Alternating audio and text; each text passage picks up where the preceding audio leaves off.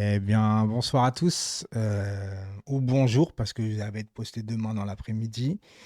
Ça y est, on y est. C'est la dernière vidéo de ma chaîne YouTube. C'est la dernière vidéo tout court de ma carrière de YouTubeur, si on peut dire ça comme ça. Il n'y aura pas de drama, les gars, hein. Il n'y aura pas de pleurs, je pense pas. La vidéo risque peut-être d'être assez longue parce que je vais vous raconter comment je suis débuté sur YouTube. Je vais raconter un peu les anecdotes avec la communauté.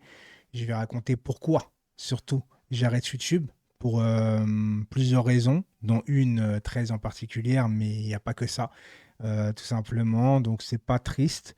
Je suis content d'arrêter YouTube, même si ça me met un coup. J'ai eu du mal à lancer la vidéo parce que j'ai eu les petites larmes, pas par rapport à terminer YouTube, plutôt à quitter ma communauté, même si pas mal de ma communauté vont continuer à me suivre sur Instagram, sur mon métier de photographe. Donc je le dis là clairement tout de suite que je suis photographe professionnel. C'est ma vie. J'ai vécu des bons moments dernièrement en tant que photographe. Donc il n'y aura pas de montage, rien, pas de cut, hein. Si je bug, etc. On va y aller franco. Déjà, je voulais remercier avant toute chose toute ma communauté sur YouTube qui m'ont fait confiance depuis maintenant 5 6 ans, où j'ai essayé d'être le plus sincère possible en termes de débrief ou de vision sur le Paris Saint-Germain, le club que j'aimerais toujours, malgré qu'on va en parler aussi. Je vais aussi parler de pourquoi le football d'aujourd'hui me hype moins. On va aussi parler de ma maladie, bien évidemment, parce que ça a été aussi un tournant dans ma vie, un tournant positif, mais il y a eu quand même ce fait-là qui a été assez grave pour moi. Avant toute chose, je voulais vous dire que si j'arrête déjà YouTube, c'est parce que bien évidemment, je ne prends plus plaisir à faire de vidéos. Voilà, tout simplement. Je ne vais pas commencer à trouver des excuses, etc. Il faut être régulier pour réussir sur YouTube. J'ai jamais été réellement un YouTuber régulier à faire 3, 4, 5 vidéos par semaine. Alors c'est ce qu'il faut pour réussir sur YouTube. Il faut savoir aussi pour gagner sa vie sur YouTube. Les youtubeurs qui gagnent leur vie sur YouTube, ça représente 5% des youtubeurs, hein, sur tous les youtubeurs. Je ne sais pas si vous imaginez, et je ne veux pas en démoraliser certains ou en freiner certains, bien évidemment, bien au contraire, parce que ça a été une expérience incroyable pour ma part. J'ai commencé YouTube par un concours de circonstances. Mon fils, quand il est né, il était assez malade.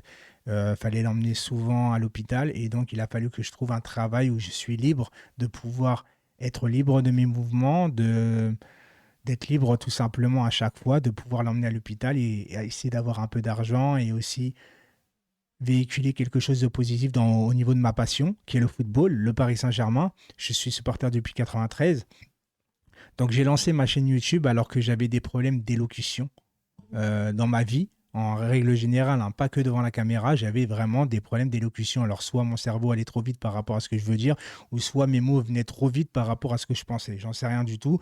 Quoi qu'il en soit, ça, c'est réglé, car ça a fait, pour ma part, YouTube un dépassement de soi, tout simplement. Et j'encourage certains à faire la même chose si ça peut vous aider, quoi qu'il arrive, dans n'importe quel domaine. De toute façon, ça peut vous aider. C'est une expérience incroyable. Encore une fois, je le dis très, très sincèrement.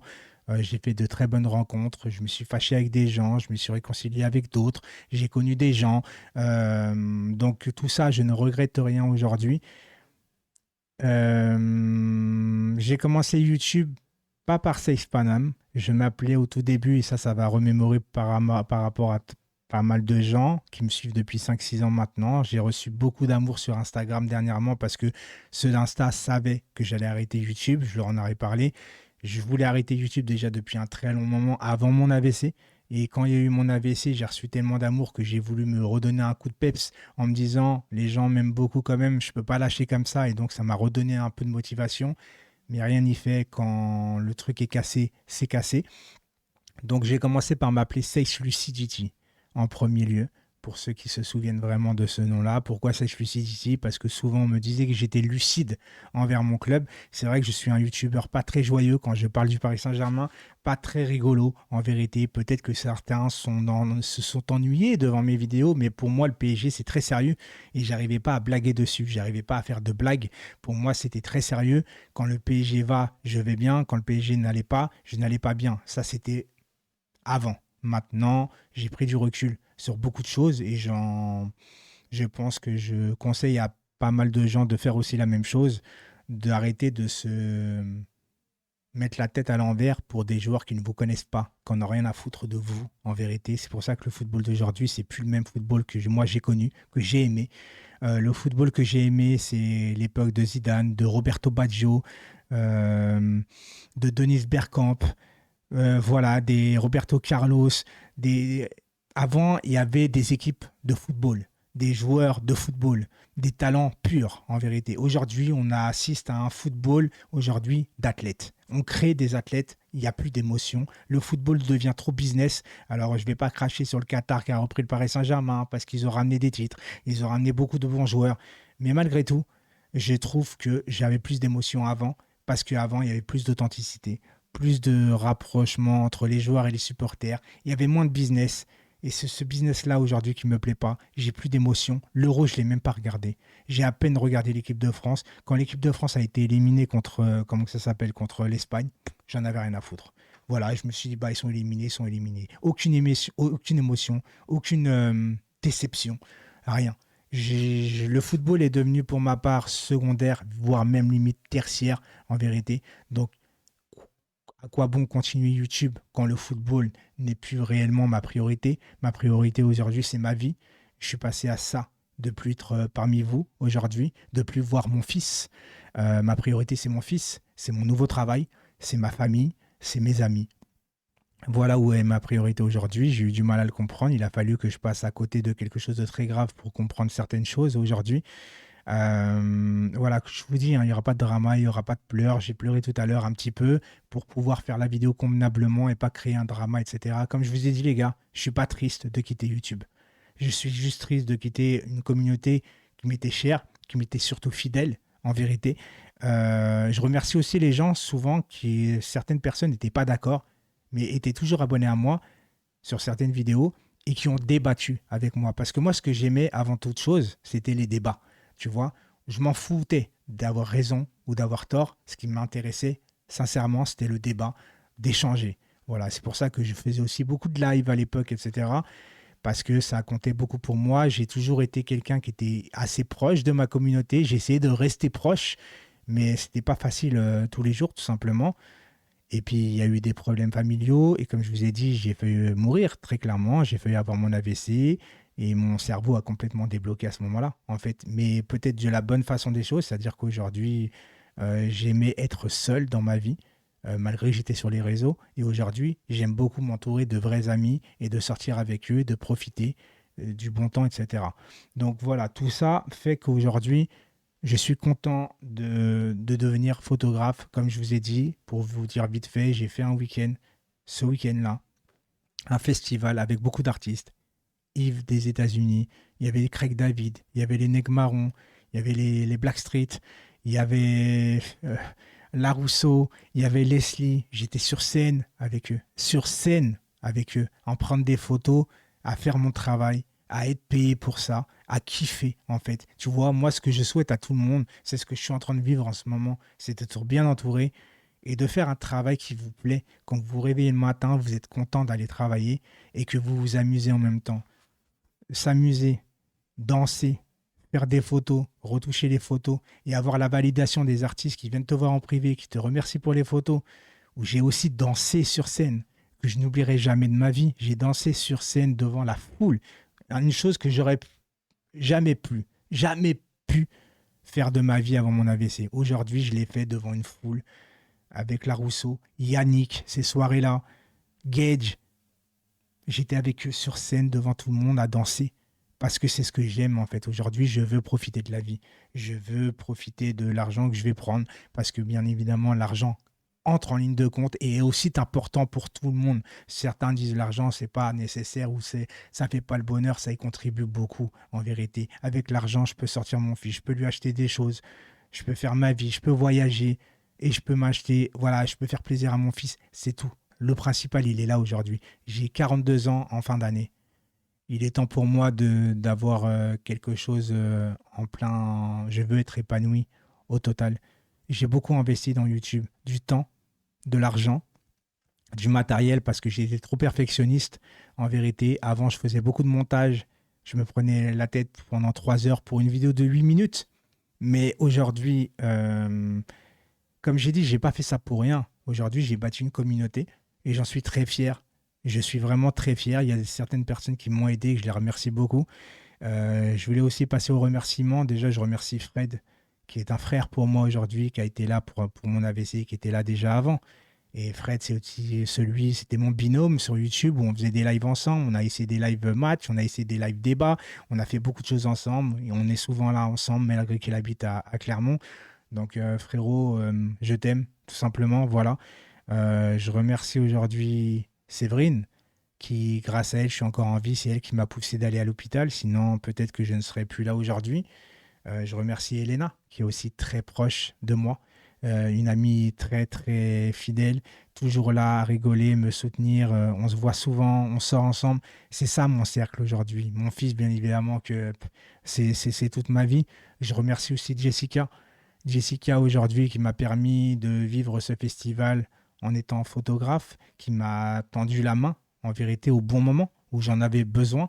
Et sache une chose, c'est qu'aujourd'hui, je suis pas, comme je vous ai dit, pour moi, même si ça fait 5 6 ans que je suis youtubeur, il faut savoir tourner la page et même le livre en vérité et passer à autre chose. Aujourd'hui, je suis très content d'être là où j'en suis aujourd'hui. Je vis ma meilleure vie, en fait. Voilà. Sachez que j'ai vu des gens en commentaire, enfin en Instagram, en privé, j'en ai screené un petit peu, j'en ai partagé sur Instagram. D'ailleurs, n'hésitez pas à me suivre sur Instagram, Safe Panam, parce que Safe Panam restera, bien évidemment, en tant que photographe, ça bouge pas, tout simplement. J'ai ma petite signature d'ailleurs. Elle est où ma petite signature? Est-ce qu'elle est là? Non, c'est pas celle-là. Désolé, je l'ai pas. J'ai cru que je l'avais. Allez, je vais la mettre vite fait, parce que comme ça, au moins, je vous montre un petit peu. Allez, je vous la mets là, ici. Voilà. Comme vous le voyez ici, ou je vous la mets sur le côté. Ça, c'est ma signature de photographe et j'en suis très fier. Je l'ai fait aussi avec quelqu'un en même temps, cette signature, je suis très fier aussi de cette personne, bien évidemment, elle se reconnaîtra. Donc, aujourd'hui, merci. Je veux juste vous dire merci, parce que c'est pas 5 6 ans pour rien. C'est ce qui m'a permis aujourd'hui d'être photographe. En vérité, j'ai appris beaucoup de mon appareil. J'ai investi dans le micro, etc. Je vais tout revendre. Les décors vont partir. Voilà, c'est une nouvelle vie. Et j'encourage vraiment tous ceux qui veulent se lancer sur YouTube de le faire. Parce que je ne vous dis pas que ça va changer votre vie. En tout cas, ça va peut-être vous aider dans votre vie. C'est une expérience à vivre. En tout cas, c'est pas facile, comme je vous ai dit. Moi, j'étais parfait. Je suis sûr pratiquement que je ne suis toujours pas fait pour être youtubeur. Il faut être très discipliné, très dans la création de contenu, parce qu'on nous sommes appelés des créateurs de contenu. Moi, je créais plus de contenu comme avant. Maintenant, je faisais juste des débriefs des avant-matchs et c'est plus vraiment de la création de contenu. Tu parles, tu réagis sur l'actualité. La création de contenu, c'est tous ceux-là qui font des vidéos maintenant en mode ils ont des idées, ils vont faire des trucs, des idées mercato, des idées, tu vois, des phrases qui se disent dans le foot qu'il ne faut pas dire, etc. Donc voilà, là, vous avez maintenant, en plus d'un c'est rempli de bons youtubeurs du Paris Saint-Germain. Il y en a énormément de bons youtubeurs du Paris Saint-Germain et je ne vais pas en citer parce que après je vais avoir peur d'en oublier certains, tout simplement. Donc voilà. Encore une fois, c'est merci tout le monde. Ça me fait quand même quelque chose, bien évidemment, de mettre un terme à tout ça parce que c'était quand même un quotidien, même si vous avez bien vu que la dernière année, je faisais même pas 2 vidéos par semaine. Des fois, je faisais même pas de vidéos pendant 17 jours. Donc, je pense que certains le sentaient déjà, le pressentaient. Mais encore une fois, vous pouvez continuer à me suivre sur Safe Panam. Je ne disparais pas. Je change juste de voix, mais je reste toujours avec le même appareil quand même. Même si je pense qu'après, plus tard, un investissement va avoir lieu pour avoir encore de meilleures photos. Mais vous pouvez déjà aller voir les photos que j'ai fait du festival et vous allez voir que je pense que sans me lancer des fleurs, j'ai du talent pour ça. J'ai des gens qui me font confiance. J'ai des gens qui veulent me revoir dans la photo, qui veulent que je travaille. Donc, je suis heureux pour tout ça. Voilà, je vous avais dit, ça n'allait pas être une vidéo drama, comme certains pensent. Et surtout, surtout, je ne reviendrai pas. Voilà, je dirais pas, ce n'est juste qu'un au revoir, etc. Non, c'est bel et bien terminé. Je ne reviendrai pas sur le devant de la caméra. Je finirai derrière pour ma charge mentale. Je pense que aujourd'hui, faut avoir les nerfs solides, les épaules bien larges pour supporter tout ça. Je l'ai supporté pendant pas mal de temps, malgré que je suis hypersensible, je fais de l'hypersensibilité, etc. Les mauvais commentaires, certains m'ont touché plus que d'autres à un moment donné, mais après tu t'habitues, malheureusement, parce que vous connaissez un peu les mauvaises personnes qui, derrière un écran, s'amusent à vous insulter, à vous menacer carrément, mais c'est des gens devant toi qui vont faire tes lacets, tu vois ce que je veux dire? Donc, il faut essayer de passer par-dessus ça. Je sais que pour certains, c'est pas facile. C'est pour ça peut-être qu'il y en a, ils hésitent à faire des métiers comme ça où ils s'exposent un minimum. Moi, écoutez, au niveau de l'exposition, on me reconnaissait, oui, aux alentours du Parc des Princes. Certaines personnes faisaient des photos avec moi. Ça me faisait plaisir parce que c'est de la reconnaissance en vérité. On va pas se mentir. Ça fait toujours du bien, même pour l'ego, etc. C'est la validation de ton travail. Donc, ça faisait plaisir. Mais j'étais toujours gêné de tout ça. En vérité, je pense que je ne suis pas fait pour ça et je suis plutôt fait pour créer de l'art, en fait. Voilà, j'aime beaucoup. Tu vois, derrière la photo, pour moi, je le dis encore une fois, c'est de figer un moment pour l'éternité avec authenticité. Et mon domaine particulier, c'est de figer un effet naturel, en fait, de prendre, de shooter au naturel, c'est-à-dire pas quelqu'un qui pose et qui attend. Moi, je veux shooter au moment où la personne ne s'y attend pas forcément pour créer, voilà, une photo très naturelle. Voilà, j'adore, je suis passionné, je vis ma life et je la vis très bien. Voilà, je vois souvent mon fils, j'ai trouvé une stabilité, des amis en or. Qu'est-ce que vous voulez que je vous dise de plus, à part que je suis heureux. Et c'est pour ça que je quitte aujourd'hui YouTube et que je le quitte d'une façon très convenable, très correcte. Je me devais de faire cette vidéo avec vous parce que j'ai beaucoup, beaucoup de respect pour vous, parce que si aujourd'hui j'en suis là, et que j'ai eu beaucoup de bonnes expériences dans YouTube, c'est aussi grâce à vous, parce qu'on est dépendant de vous, on est dépendant de vos likes, on est dépendant de vos vues, en vérité, tu vois, on n'est rien sans vous.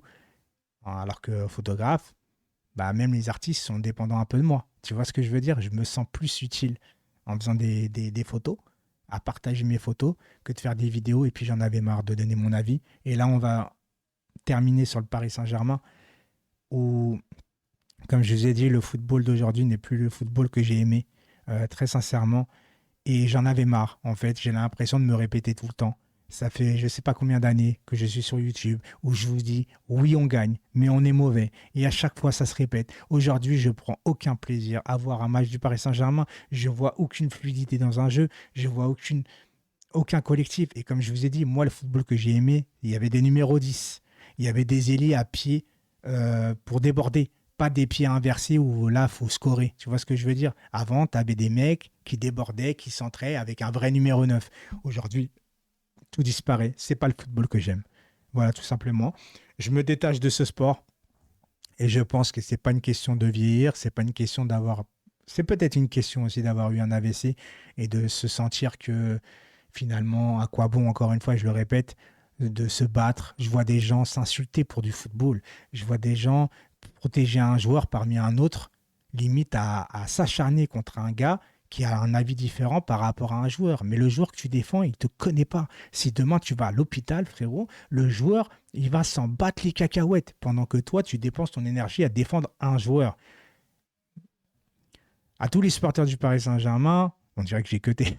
À tous les supporters du Paris Saint-Germain, je voulais juste dire une chose très,